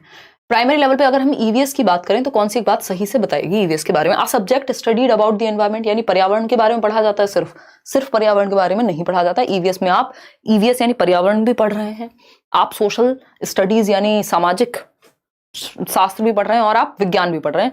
3 सब्जेक्ट इंक्लूडेड होते हैं प्राइमरी लेवल पे। A subject taught in class 1 to 5, तो उसके बाद नहीं पढ़ाते ईवीएस, ये भी गलत है। A subject related to the child's environment, हाँ, अपने एनवायरनमेंट के बारे में बच्चा जानेगा। A subject that consist various theme, अब ये कहना यहाँ गलत हो जाएगा कि सिर्फ वेरियस थीम्स जिसमें है वो सब्जेक्ट है। बात हो रही है बच्चे के भले की। Subject studied about the environment, सिर्फ एनवायरनमेंट के बारे में नहीं है। A subject related to the child's environment, अब इस चाइल्ड के एनवायरनमेंट में एनवायरमेंटल स्टडीज भी आ गया, साइंसेस भी आ गया, और सोशल स्टडीज भी आ गया, यानी एनवायरनमेंट में तो सब कुछ है। तो ये है कि बच्चे के आसपास जो भी है उसके बारे में पढ़ा रहे हैं। सिर्फ ऐसा नहीं है पर्यावरण पढ़ाया जाने वाला एक विषय है जिसमें सिर्फ पर्यावरण पढ़ा रहे हैं, दोनों बातों में अंतर है। सब भाषा से खेल गए हैं लोग इसमें, तो सी ऑप्शन ही सही है, बाकी सारा गलत है। क्वेश्चन नंबर 20 देखिएगा, जवाब दीजिएगा। क्वेश्चन नंबर 20 है, in an EVS class Rita asks her teacher why she is expected to prepare tea for guest while her brother is not expected to do so, is this an issue related to EVS. बहुत ही प्यारा question इन्होंने यहाँ पे रखा है, जो शायद हम स्कूल्स में अगर पढ़ाने लग जाएं तो हमारे देश में या जहां पर भी ये चीज समझाई जाएगी वहां gender sensitivity, gender parity, gender equality की बात धीरे धीरे दिमाग में जाने लगेगी, है ना। देखिएगा, जो चल रहा है शानू उतना कर लो, हो जाएगा पेपर क्लियर, है ना। अगर आज भी स्टार्ट किया है ना, कल मैं एक प्लान बताने वाली हूँ कि अब आप अगले 15, 20, 25 दिन जितने भी हैं, 1 महीना जिसके पेपर में जितने दिन हैं, क्या करने वाले हैं जिससे आप अच्छा स्कोर कर पाए। In an EVS class, Rita asks her teacher why she is expected to prepare tea for guests. यानी रीटा ने एक पर्यावरण अध्ययन की कक्षा में रीटा पूछती है अपनी शिक्षिका से कि उससे मेहमानों के लिए चाय बनाने की अपेक्षा क्यों की जाती है, जबकि उसके भाई से ऐसा करने की अपेक्षा नहीं की जाती है। मुझे लगता है बहुत सारी जगहों पे आज भी यही स्थिति होगी, है ना, कि भाई और बहन अगर बैठे हुए हैं तो ये एक्सपेक्ट किया जाता है कि भैया चाय जो है वो बहन ही बनाएगी। ये क्या है, बताओ बताओ। अब कई लोगों के पेट में दर्द होगा, देखना। ये जेंडर स्टीरियोटाइपिंग है कि हमने काम को जेंडर से जोड़ दिया है ना। और इस चक्कर में क्या होता है, बच्चों के दिमाग में ये आ जाता है कि मैं लड़का हूं, मैं ये काम क्यों करूं, या मैं लड़की हूं, ये तो मेरा काम नहीं है, बाहर से तो पिताजी ही जाकर के सामान ला पाएंगे, है ना। तो ये क्या हुआ, ये गड़बड़ है। अब ये बात पूछी जा रही है हमसे कि brother is not expected to do so, is this an issue related to EVS? क्या ये इशू ईवीएस से रिलेटेड है? फिर आप क्या पढ़ाएंगे उनको, किस सब्जेक्ट में ये बातें आएंगी? बिल्कुल रिलेटेड है, इवन किसी भी सब्जेक्ट में ये बात की जा सकती है। तो अगर हम बात करें no, since it does not nurture creativity of students, क्यों इससे कुछ रचनात्मक, कुछ नया नहीं निकल के आएगा। No, since it is concerned with the normal routine activity of the student, कि नॉर्मल रूटीन से जुड़ी हुई बात नहीं है, फिर कहां करेंगे ये बातें, कहीं और होंगी। Yes, since it is related to equality and non discrimination. ये हमने पढ़ा है ईवीएस की थीम्स में भी कि कैसे अनटचेबिलिटी या जाति वगैरह के ऊपर भी कुछ चैप्टर्स हैं जिसमें बताया गया है कि कैसे वो गांधी जी और डॉक्टर भीमराव अंबेडकर के बारे में बात हुई है कि कैसे जरूरी है इक्वालिटी। भाई दोनों ह्यूमंस ही है ना, मानव ही है ना, महिला हो चाहे पुरुष, तो इक्वालिटी की जरूरत है कि नहीं है, दोनों इंसान ही है, इक्वल तरीके से ट्रीट किया जाना चाहिए। तो yes, since it is related to equality and non discrimination, कि भैया डिस्क्रिमिनेशन ना करें, भेदभाव हम लोगों में ना करें। ये भेदभाव हर जगह पे निहित है, अगर आप देखेंगे जहां पे चेंज आ पा रहा है बहुत बढ़िया है। सिर्फ महिलाओं और पुरुषों की ही बात नहीं हो रही, ये अलग अलग तरीके से बात हो सकती है। इक्वालिटी और नॉन डिस्क्रिमिनेशन की बात हो रही, तो यस, ये एनवायरमेंट का ही इशू है, ये हमारे एनवायरमेंट में आसपास होता है, इसलिए ईवीएस में इसको पढ़ाया जाना चाहिए। सिंपल बात है। एक्सपीरियंस से शेयर कर रहा है, yes, since student is sharing an experience related to her daily life, उससे ज्यादा जरूरी ये है क्योंकि हम इस इशू को इक्वालिटी और नॉन डिस्क्रिमिनेशन की बात एनवायरमेंट में करते हैं, इसलिए जरूरी है इसको ईवीएस में डिस्कस करना। सिर्फ इतना नहीं कि वो अपनी डेली लाइफ की बातें कर रहा है। बहुत ही क्लोज आंसर था इसमें, डी भी सही लग सकता था कई लोगों को, जो कि गलत नहीं था, बट उससे बेहतर ऑप्शन हमारे पास था, क्योंकि हम ईवीएस पेडागोजी पढ़ते समय ये जानते हैं कि हमें नॉन डिस्क्रिमिनेशन को हम पढ़ रहे हैं, इक्वालिटी को हम पढ़ रहे हैं। देखिएगा, क्वेश्चन नंबर है 21, the most appropriate activity to teach water conservation. Water conservation पढ़ाते समय, यानी जल संरक्षण पढ़ाने का सबसे उचित तरीका क्या होगा कि जल को बचाने के लिए? Collect stories, poems and songs related to saving water, यानी जल संरक्षण से संबंधित कहानियां, कविताएं और गीत इकट्ठे कराएं। ठीक लग रही है बात। फिर आता है B option, observe pictures related to use of water and discuss where the use of water is more, यानी जल के उपयोग से संबंधित चित्रों को देखकर यह चर्चा करना कि कहां जल का अधिक प्रयोग हो रहा है। चलो ये भी ठीक है, नेगेटिव तो नहीं है। सी ऑप्शन है, prepare a water budget of how they and their family members use water, यानी वे और उनके परिवार के सदस्य जल का उपयोग कैसे करते हैं, इसका जल बजट बनाया जाए। बच्चा एक्टिव यहां है। फिर भी डी ऑप्शन देखेंगे, draw a picture of activities they can do using water and without water, यानी पिक्चर ऑफ एक्टिविटीज पे लटके बड़े हैं। यहां भी हम पिक्चर्स की बात कर रहे हैं, यहाँ स्टोरी और पोएम की बात कर रहे हैं। सबसे बेहतर कहां है, जहां बच्चा एक्टिव होगा, वो खुद इन्वॉल्व होगा जब किसी एक्टिविटी में, तो उस चीज को भूलेगा नहीं वो। तो वे और उनके परिवार के सदस्य जल का एक बजट बनाया जाए कि कैसे घर में पानी उपयोग किया जाता है। ऐसा तो नहीं है मम्मी या पापा कोई गाड़ी धो रहा है घर में तो वो पूरी दुनिया का पानी वहां यूज हो गया, है ना। कुछ टैप खुली हुई है, बर्तन धोते समय तो वो खुली ही हुई है, तो वो ऐसे क्या होगा, बजट बनाया जाएगा। तो बच्चा अवेयर होगा इससे अपनी ही डेली लाइफ में कि पानी वो वेस्ट कहां कर पा रहा है या क्यों हो रहा है, कर पा रहा है क्या कर रहा है। सी ऑप्शन, तो ये बच्चों की लाइफ से ज्यादा कनेक्टेड सी ऑप्शन था, बाकी भी सही थे बट बेस्ट सी ही था। ड्यूरिंग एन एजुकेशनल ट्रिप, एक एजुकेशनल ट्रिप पे, फील्ड ट्रिप पर लेकर के गए बच्चे को, ताजमहल या जहां भी मन किया, golden temple, what ever it may be, वहां तो लेके जाते हैं ना बहुत सारे बच्चों को, अक्षरधाम लेकर के जाया जाता है, या अगर हम बात करें लोटस टेम्पल लेकर के जाया जाता है। अलग अलग जगह पे एजुकेशनल ट्रिप हो सकती है आपकी स्कूल में। टू फॉरेस्ट एट नाइट, कहाँ लेके गए, जंगल में लेके गए रात को, ताकि डर लगे थोड़ा। स्टूडेंट ऑफ क्लास 3, मतलब इसलिए नहीं कि डराने के लिए नहीं, ये तो मैं मजाक कर रही हूँ। एक कक्षा 3 का बच्चा है, ड्रॉज योर अटेंशन, उस पर आपका ध्यान जाता है, टुवर्ड्स दी चिरी चिरी, अच्छा आपकी अटेंशन खींचता है, आपका ध्यान लेकर के जाता है ची ची की आवाज पे। चिरी चिरी की आवाज आ रही है कहीं से, त्री त्री whatever the awaaz is, voice made by an insect and आस, एक इंसेक्ट है, एक कीड़ा है वहां पे जो आवाज क्रैक की ची ची जो भी है, ठीक। व्हाट इज इट, अब वो बच्चा पूछता है कि मैडम ये किस चीज की आवाज है, तो दूसरे बच्चे ने कहा, another student replied, that is the sound of stars twinkling, यानी ये तारों के चमकने की आवाज है। ऐसा थोड़ा ही होता है, लेकिन बच्चा है, नाइव थियरी है, ऑल्टरनेटिव कॉन्सेप्शन है, उसके दिमाग में भ्रम पैदा हो सकता है ना। तो ये क्या है, हाँ ठीक है, उसको लगा कि ये तो तारों के ट्विंकलिंग की आवाज है। दूसरे बच्चे ने कहा, तो अब as an EVS teacher what would you do. यार इतने लेंदी क्वेश्चन इन्होंने इस बार डाले हैं भर भर के, पेडागोजी के क्वेश्चन वैसे भी लेंदी होते हैं। तो बी ऑप्शन कह रहे हैं, देखते हैं। अगर हम बात करें कि तारों की चमकने की आवाज है, तो फर्स्ट ऑप्शन कहता है हाँ सही है, करेक्ट है। The student by telling it is a voice produced by an insect, यानी आप करेक्ट कर देंगे उसको, करेक्ट द स्टूडेंट, विद्यार्थी को सही बता देंगे, तुरंत सही नहीं बता दे, उसको थोड़ा एक्सप्लोर करने देते हैं पहले बच्चे को। Allow other students to share their responses, यानी दूसरे बच्चों को भी अपनी प्रतिक्रियाएं साझा करने देंगे। या फिर C option, accept this explanation since they will learn in higher classes, इस व्याख्या को स्वीकार कर लेंगे क्योंकि अगली कक्षाओं में जाके उत्तर सही सीख लेंगे। तो सही उत्तर सीखना जरूरी है या अभी भी जान सकते हैं। फिर आता है D option, ask students to search from where the voice is coming from. अच्छा, मतलब कीड़ों में झांक झांक के देखें, वो सांप कीड़ा देखें सबको नहीं। ये बात तो करेक्ट है, बट इसको तुरंत नहीं बताते, पहले एक्सप्लोर करने देते हैं बच्चे को। अदर स्टूडेंट्स को भी अपने रिस्पॉन्सेज शेयर करने देंगे, फिर चर्चा होगी और कोई ना कोई बच्चा सही बता देगा, या फिर चर्चा में डिस्कशन में पॉइंट्स निकल करके आएंगे। तो बच्चों को पहले मौका देते हैं एक्सप्लोर करने का, डायरेक्ट आंसर नहीं दे देते। B option. क्वेश्चन नंबर 23 देखिएगा, आगे बढ़ेंगे।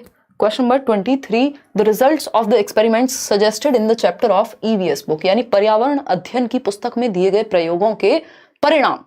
अब देखिए ईवीएस की बुक में कौन से एक्सपेरिमेंट्स दिए गए, उनका रिजल्ट्स के बारे में अगर हम बात कर रहे हैं तो मस्ट बी गिवन, यानी रिजल्ट्स जो है, मान लीजिए एक एक्सपेरिमेंट दिया हुआ है, आपने बुक पढ़ी होगी किसी एक बॉक्स में कि ये वाला एक्सपेरिमेंट खुद से करके देखें बच्चे, इसके रिजल्ट नहीं दिए होते, तो क्या ये दिए जाने चाहिए, ये पूछा है। देखिएगा, क्या ये दिए जाने चाहिए।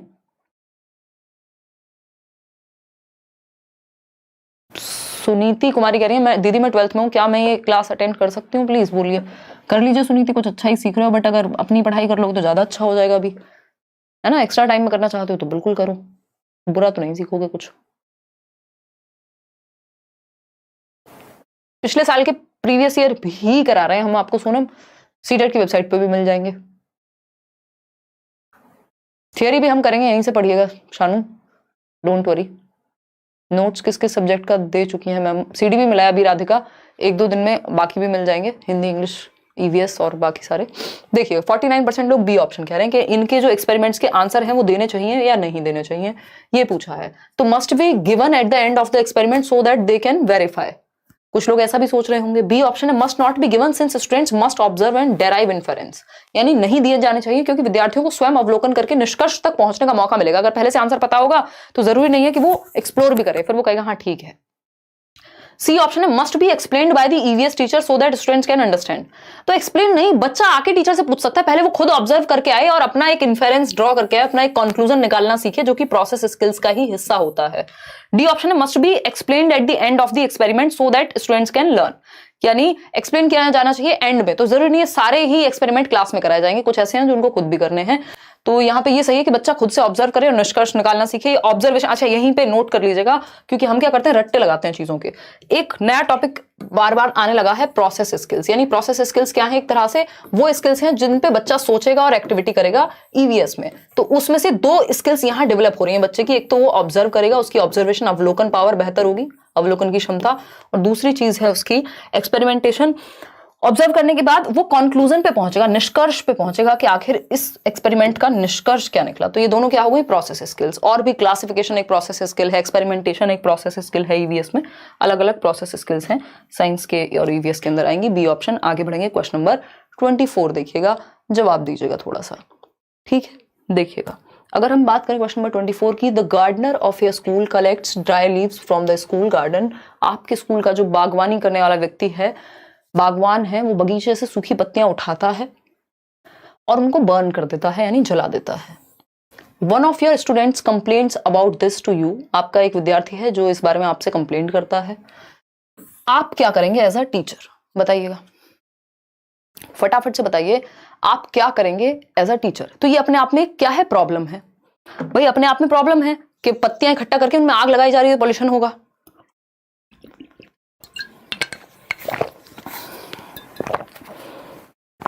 देखिएगा बी ऑप्शन, कह रहे हैं ज्यादातर लोग, कितने लोग, 72%। चलिए देखते हैं।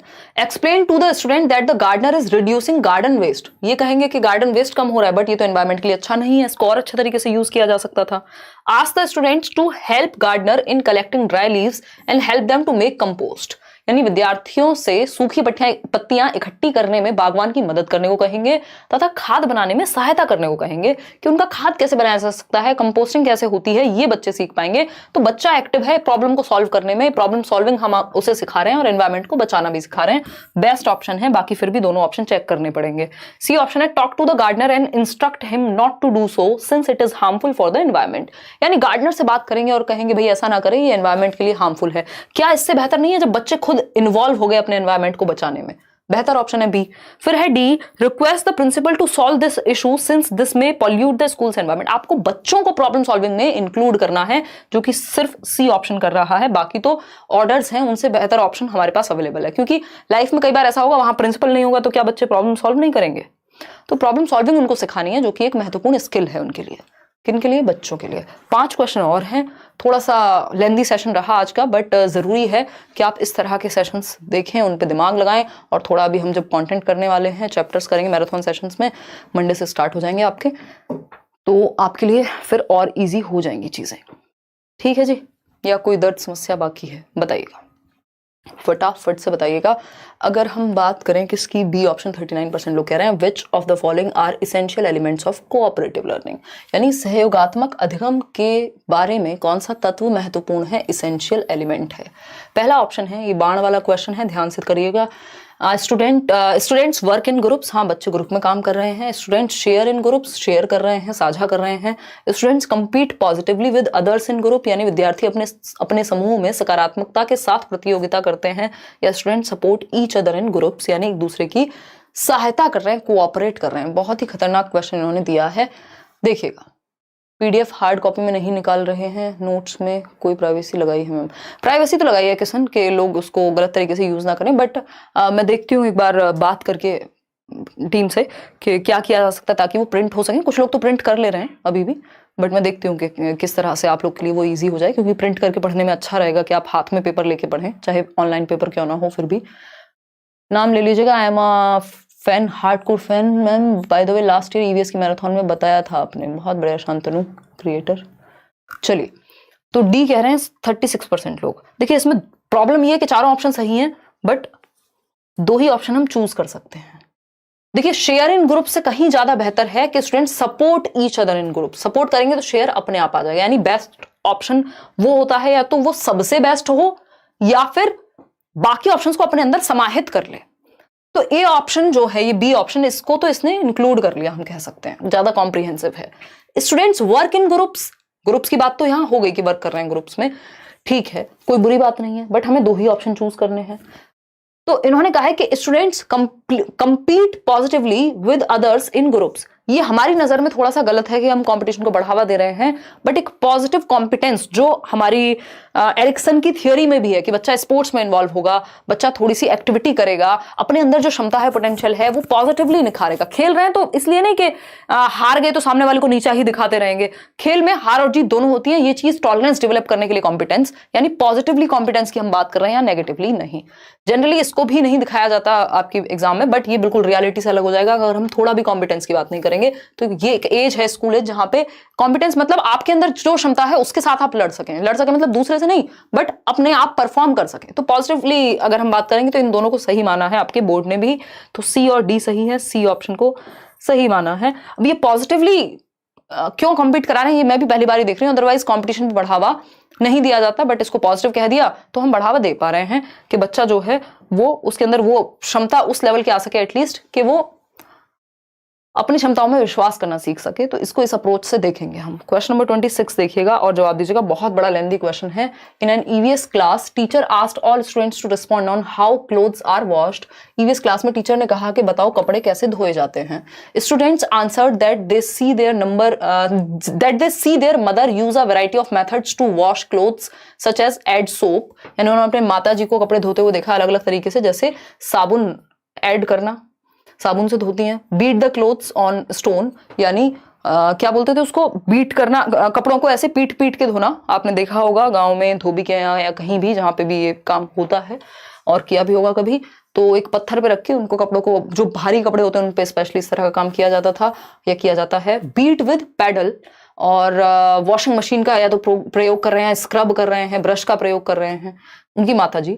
Which of the following statements explains best way the teacher conducted this discussion, यानी निम्नलिखित में से कौन से कथन द्वारा अध्यापिका जो चर्चा करवा रहे हैं उसकी सर्वोत्तम व्याख्या है। यानी 3 ही ऑप्शन सही होंगे, कोई एक गलत होने वाला है। चलिए देखते हैं। देखिएगा यहां से आप पहचान सकते हैं कि सी, सभी ऑप्शंस में सी दिया हुआ है, यानी सी तो सही ही होगा। देख रहे हैं ये चारों ऑप्शन आप ऑब्जर्व कीजिए, सी सब जगह है। तो सी क्या है? For providing a varied context of how clothes can be washed, यानी कपड़े कैसे धोए जा सकते हैं इसके लिए विविध संदर्भ प्रदान किए जा रहे हैं बच्चे को। बिल्कुल सही है, ये तो पक्का हो गया है ही। फिर अब हम पढ़ेंगे A option, for highlighting social disparity among students, यानी विद्यार्थियों की सामाजिक असमानता को उजागर करना। इसमें ये नहीं पूछा कि कौन से वो बच्चे हैं जिनके घर में वॉशिंग मशीन है, कौन से वो बच्चे हैं जिनके यहाँ कपड़े अभी भी पीट पीट के धोए जाते हैं। तो सोशल डिस्पैरिटी को नहीं बढ़ावा मिल रहा है यहाँ। हम ये नहीं कह रहे कि बच्चे अमीर हैं गरीब हैं, उनके घर में कौन से रिसोर्सेज यूज हो रहे हैं, कैसे समाज जो है वो अनइक्वल है या इनइक्वल है, इक्वल नहीं है, ये सब नहीं दर्शा रहे हैं यहाँ पे कि हम आर्थिक स्थिति दर्शा रहे हो। ये थोड़ी ना है, सोशल डिस्पैरिटी की बात थोड़ी हो रही है, ये तो तरीकों की बात हो रही है कि तरीके हैं ये धुलने के। For encouraging students to reflect on home experience, यानी उनके घर के क्या अनुभव है उसके बारे में रिफ्लेक्ट कर सके बच्चा। बिल्कुल सही है, अपने एनवायरमेंट से सीखेगा। For teaching them the process of cleaning the clothes, यानी क्या प्रोसेस होती है कपड़े साफ करने की। तो बी सी डी तीनों सही हैं, जो कि ऑप्शन है बी। आप लोग 53% लोग ही सही उत्तर दे पा रहे हैं। मतलब ये बाण मारने वाले क्वेश्चन से आप डर जाते हैं अभी, है ना। इनसे घबराना नहीं है, इनको टैकल करना सीखिए। अगर आप इनसे घबराने लग गए तो फिर आपके बहुत सारे नंबर चले जाएंगे पेपर में। ये नया तरीका है, क्योंकि अब सिलेबस तो चेंज कर नहीं सकता सीटेट, तो क्या होगा, जो टॉपिक्स हैं आज अभी जो करंट टॉपिक्स हैं जो पहले से आते रहे हैं उन्हीं से इस तरह के क्वेश्चन बना दिए जाएंगे ताकि आपको थोड़ा मुश्किल लगने लगे। That's it. आगे बढ़ेंगे। अगर आपका कॉन्सेप्ट स्ट्रांग है, अगर आप समझने की कोशिश करेंगे, आप समझ जाएंगे सी सही है भाई। बाकी अब जब आपको पता लग गया सी सही है तो आपके 3 ऑप्शन हैं जिनमें से आपको चूज करना है। तो थोड़ा इजी बनाना है अपना सा स्मार्टली, थोड़ा सा क्वेश्चंस को एलिमिनेट करके ऑप्शंस। देखिएगा क्वेश्चन नंबर 27। क्वेश्चन नंबर 27 कहता है which of the following statements describes the role of teacher in a constructivist classroom. Constructivist classroom मतलब जहां नॉलेज कंस्ट्रक्ट होती हो, यानी जहां बच्चा मीनिंगफुली और एक्टिवली सीख रहा हो, सक्रिय और अर्थपूर्ण ढंग से सीख रहा हो, उसको हम रचनावादी कक्षा कक्ष कहते हैं, क्योंकि वहां ज्ञान का सृजन यानी रचना हो रही होगी। ठीक है, एसके जी आपको नोट्स मिल चुके हैं, टेलीग्राम पे जाके देखिए। हिंदी, इंग्लिश और बाकी सारे सब्जेक्ट्स के अगले 1-2-3 दिन में सारे मिल जाएंगे। मैम अच्छा, कोई कह रहा है मैम नेम चेंज कर देंगे तो प्रिंट हो जाएगा। तो अभिषेक से ये सीख आप ले सकते हैं, नाम चेंज कर दीजिए पीडीएफ का और वो प्रिंट हो जाएगी, है ना। नहीं, उससे नहीं। After clearing exam it's my dream to share my story with you. बिल्कुल शांतनु, आप सभी से वैसे तो बहुत सारे लर्नर हो जाते हैं, तो हर किसी का इंटरव्यू तो नहीं, बट हम मीटअप में मिलते हैं और कोशिश करेंगे आपकी स्टोरी अगर थोड़ी सी डिफरेंट है या जैसे भी, अगर आप रीच आउट कर पाते हैं तो आपका जो एक्सपीरियंस है वो शेयर किया जाए। अभी आजकल तो मैं इंटरव्यूज ले भी नहीं रही हूँ, मैं एग्जाम में बिजी हूँ। अदरवाइज जब भी फुर्सत मिलती है तो हम कोशिश करते हैं हर सैटरडे एक इंटरव्यू रख लें। देखिएगा, अगर हम बात करें 72% लोग बी ऑप्शन कह रहे हैं, यानी रचनावादी क्लास में बच्चा एक्टिव होगा। रीड एंड एक्सप्लेन नॉलेज, अध्यापक की भूमिका के पढ़े और एक्सप्लेन कर दे नॉलेज को, सिर्फ व्याख्या करने के लिए अध्यापक नहीं। Encourage students to construct knowledge, यहाँ बच्चा एक्टिव है, यहाँ बच्चा एक्टिव ही नहीं था। जब टीचर ही करेगा सब कुछ तो बच्चा क्या करेगा। आस्क क्वेश्चंस एंड एक्सप्लेन, ये क्या है भूमिका टीचर की, यहाँ कह सकते हैं एनकरेज स्टूडेंट्स टू एक्सप्लेन, यानी बच्चों को एक्सप्लेन करने के लिए क्या किया जाए, मोटिवेट किया जाए। तो ये आस्क क्वेश्चन एंड एक्सप्लेन हो गया कि खुद ही आपने प्रश्न पूछा, खुद ही एक्सप्लेन कर दिया। लेकिन बच्चा एक्टिव है बी और डी में ज्यादा, तो बी और डी क्या है, बी ऑप्शन है। 73% लोग एकदम सही कर रहे हैं। तो बच्चा ज्यादा एक्टिव है बी और डी में, ए और सी में बच्चे से ज्यादा टीचर एक्टिव है, इसलिए उसको हटा दिया हमने। क्वेश्चन नंबर 28 देखिएगा। क्वेश्चन नंबर 28 है choose the suitable alternative for the statement environmental studies is dash subject. Environmental studies कैसा सब्जेक्ट है, इंटरडिसिप्लिनरी, डिसिप्लिनरी, इंटीग्रेटेड या सिंगल सब्जेक्ट है, बताइए। अब हम ये बात पढ़ चुके हैं कि जैसे फर्स्ट सेकंड क्लास में आपकी ईवीएस की बुक नहीं होती, हम किस में इंटीग्रेट कर देते हैं ईवीएस को, मैथ्स और लैंग्वेज में। ठीक है, ईवीएस इंटीग्रेटेड है क्योंकि इसमें 3 सब्जेक्ट हैं। कौन सा है, सोशल साइंसेस, सामाजिक विज्ञान, समाज के बारे में भी जानेगा, एनवायरमेंट तो है ही, एनवायरमेंटल स्टडीज, और साइंसेस भी है, इसीलिए साइंस के एक्सपेरिमेंट वगैरह भी पढ़ रहे हैं हम किताब में। तो ये इंटीग्रेटेड है, एकीकृत है, कई सारी चीजें बच्चे इसमें सीख रहे हैं, ठीक है। इंटरडिसिप्लिनरी है जब आपस में कनेक्टेड हो, बट यहां पे बात हो रही है इंटीग्रेटेड सब्जेक्ट है, इसका रीजन मैंने आपको दे दिया, फैक्ट है। C option is the right answer. आगे बढ़ेंगे क्वेश्चन नंबर 29। अगेन एक बहुत बड़ा सा सवाल, बट इसको देख के डरना नहीं है, घबराना नहीं है ना, आपने घबराना नहीं है। ये एक मीम है ना, शायद आजकल कोई शेयर कर रहा था मेरे इंस्टाग्राम में, मुझे ये भी नहीं पता ये किसने कहा था, क्या है, बट हाँ आपको घबराना नहीं है और जवाब देना है। अगर देख पा रहे हैं तो देखिएगा, इससे ज्यादा बड़ा तो उसको आप क्या ही कर पाएंगे। देखिए जवाब दीजिए फटाफट से, लाइक शेयर करते हुए। हम लोग अभी भी 25,000 लोग जगे हुए हैं, बाकी सो गए हैं, कोई बात नहीं, आज तो मुश्किल भी थे क्वेश्चन। हेलो मैम, मैं बिहार के वैशाली डिस्ट्रिक्ट से हूँ, नाजिया परवीन, आपके सारे वीडियोस टेलीग्राम पे देखती हूँ। इस बार क्वालिफाइड तो हो जाऊंगी ना आपके वीडियो से। नाज, अगर आप पढ़ रहे हैं और वो क्वेश्चंस पेपर में आ रहे हैं जो अगर आप प्रीवियस ईयर करते हुए उन क्वेश्चंस को सॉल्व कर पा रहे हैं तो बिल्कुल समझ जाइए कि काम बन जाएगा। सिर्फ प्रीवियस ईयर को आधार बना के रखिए, वहां नंबर आ रहे हैं तो पेपर में भी आएंगे। देखिएगा, अगर हम बात करते हैं क्वेश्चन नंबर 29 की, ये सेकंड लास्ट क्वेश्चन है आज का। A teacher is discussing different types of nest, यानी अलग अलग घोंसलों की बात हो रही है टीचर के द्वारा कि कहाँ कौन सा पक्षी कैसा घोंसला बनाता है। She asks students about the types of nest, और फिर वो बच्चों से पूछती है कि घोंसलों के प्रकार बताओ जो तुमने देखे हो अपने आसपास, तुमने कौन से घोंसले या नेस्ट जो है वो ऑब्जर्व किए हैं।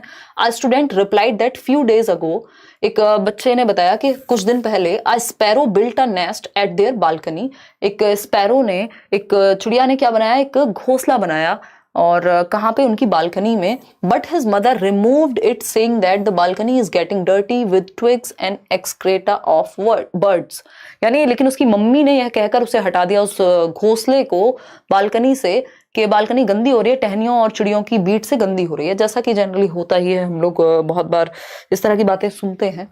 तो ऐसा क्या करना चाहिए था या नहीं करना चाहिए था? सी ऑप्शन आप लोग कह रहे हैं। पहला है talk to students mother and tell her that she had done wrong by removing the nest, यानी सीधा मम्मी से बात करेंगे। फिर आप कितने लोगों की मम्मियों से बात करेंगे और क्या क्या बात करेंगे? मम्मी कहेंगे तो मेरा अधिकार है, मेरा घर है, आप कौन है मास्टर जी या मास्टरनी जी, है ना, तो ये तो बात नहीं जम पाएगी। बी ऑप्शन है conduct workshop for students and parents and explain why birds nest should not be destroyed, यानी विद्यार्थियों और उनके अभिभावकों के लिए कार्यशाला का आयोजन करके उन्हें समझाना चाहिए कि चिड़िया के घोंसले नष्ट क्यों नहीं किए जाने चाहिए। चलो फिर भी ठीक है।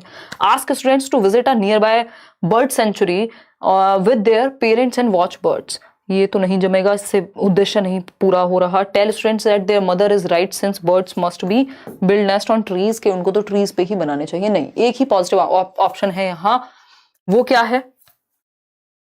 Conduct workshop for students and parents and explain why birds nest should not be destroyed, क्यों नहीं होने चाहिए डिस्ट्रॉय। ये गलत होगा कि आपने सीधा एक व्यक्ति की मदर को बुलाया, इससे आप एनवायरमेंट के बारे में ज्यादा पता नहीं कर पाएंगे। और ये नहीं, आप किसी एक व्यक्ति को यहाँ पे वो नहीं कर रहे हैं टारगेट कि आपने कहा कि इनकी मम्मी नहीं किया था। इन जनरल आप बर्ड्स यानी एनवायरमेंट के बारे में बात कर रहे हैं और बता रहे हैं कि घोंसलों को नष्ट क्यों नहीं किया जाना चाहिए। ये नहीं बता रहे हैं कि इनकी मम्मी ने किया था और ये गलत किया, है ना। दो चीजों में डिफरेंस है कि आप बच्चों को जानकारी दे रहे हैं या फिर आप उन पे थोप रहे हैं जानकारी, या उनकी मदर या फादर या घर में भी किसी पे थोप रहे हैं, तो उन दो चीजों में डिफरेंस हो जाएगा यहाँ। तो कहने के तरीके का अंतर हो गया, बाकी बात सेम ही हुई। ठीक है जी, चलें आगे बढ़ें, आपकी आज्ञा हो तो चलें। देखिएगा, लास्ट क्वेश्चन है आज के लिए, क्वेश्चन नंबर 30 है, पोल में जवाब दीजिएगा। अगेन ये भी एक बड़ा क्वेश्चन है। क्वेश्चन कहता है, क्या कहता है देखेंगे। वाइल टीचिंग अबाउट कंजर्वेशन, यानी संरक्षण के विषय में पढ़ाते समय ऑफ नेचुरल रिसोर्सेज के कंजर्वेशन की बात हो रही है, प्याजे वाले कंजर्वेशन की बात यहाँ नहीं हो रही है। You told the students that we should turn off vehicles at cross road during red light, जब रेड लाइट हो रही हो चौराहों पे हमें अपने व्हीकल्स को टर्न ऑफ कर लेना चाहिए, बंद कर देना चाहिए, क्योंकि पेट्रोल भी वेस्ट होगा। और हमें पता नहीं है, इतना ही पता है, एक ऐड आता था ना पहले कि पापा मैं बड़े होके साइकिल चलाऊंगा क्योंकि आप तो मेरे लिए पेट्रोल छोड़ोगे ही नहीं, है ना। बहुत सीरियस था, एकदम सही है, तो ये भी एक रीजन हो सकता है। फिर है next day one of your students says that his father did not follow this, अगले दिन आपका एक विद्यार्थी कहता है कि उसके पापा ने उसका पालन नहीं किया, मतलब इस बात का पालन नहीं किया, इस रूल का पालन नहीं किया। What is being neglected by the father of that student, यानी उस बच्चे के पिता के द्वारा क्या नेग्लेक्ट हो रहा है। हम एनवायरमेंट को ठीक कर रहे हैं ना ईवीएस के थ्रू। देखिएगा, एंश्योरिंग रोड सेफ्टी, यानी वो सड़क सुरक्षा को सुनिश्चित नहीं कर रहे हैं, बिल्कुल कर रहे हैं, उन्होंने तो हेलमेट भी लगाया होगा, रेड लाइट पे रुके भी होंगे, बट ये तो सड़क सुरक्षा नहीं है ना कि बंद भी करें वो आपके कहने पे, वो तो उनकी बाइक उनका पेट्रोल ऐसे कह देंगे, ठीक है ना। I will meet after clearing my KVS 2023 exam not seated. बहुत ही बढ़िया शांतनु, बिल्कुल धन्यवाद। देखिएगा बिल्कुल मिलेंगे। फॉलोइंग ऑफ ट्रैफिक रूल्स, यानी ट्रैफिक नियम का पालन करना, यानी ये भी बात हो रही है, फॉलो तो कर ही रहे हैं वो, ये तो कह देंगे हम, तो ऐसा तो नहीं है कि ये भी नहीं, नेग्लेक्ट तो नहीं हो रहा है। ठीक। कंसर्न फॉर एनवायरमेंट, हाँ एनवायरमेंट के प्रति कंसर्न को वो नेग्लेक्ट कर रहे हैं उसके पिताजी। और जुडिशियस यूज ऑफ फ्यूल, यानी पर्यावरण के लिए चिंतित होने के लिए वो इग्नोर कर रहे हैं या उपेक्षा कर रहे हैं उस चीज की, चिंता नहीं जता रहे, और ईंधन का विवेकपूर्ण यूज भी नहीं कर रहे, यानी अच्छे सिटीजन नहीं बन रहे हैं। सी और डी सही है यहाँ पे, जो कि है सी ऑप्शन। ठीक है जी। तो ये थोड़ा सा खतरनाक है बच्चों को, आपको